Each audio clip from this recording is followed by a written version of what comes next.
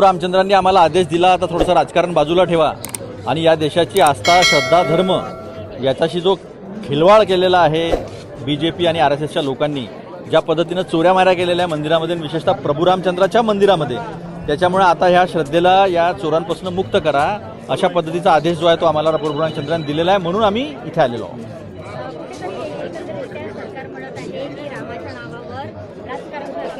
रामाच्या नावावर ज्यांनी वोट आणि नोट याचं राजकारण केलं हे जनतेला माहिती आहे. काँग्रेसनी कधीही रामाचा, धर्माचा, श्रद्धेचा, आस्थेचा वापर राजकारणात केला नाही.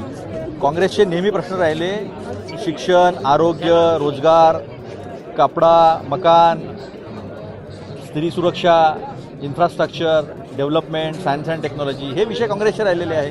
काँग्रेसने नेहमी श्रद्धा जी आहे ती व्यक्तिगत ठेवलेली आहे. तुमची श्रद्धा, तुमचा धर्म हा तुम्ही व्यक्तिगतरित्या पाळला पाहिजे आणि त्याचं संरक्षण केलेलं आहे.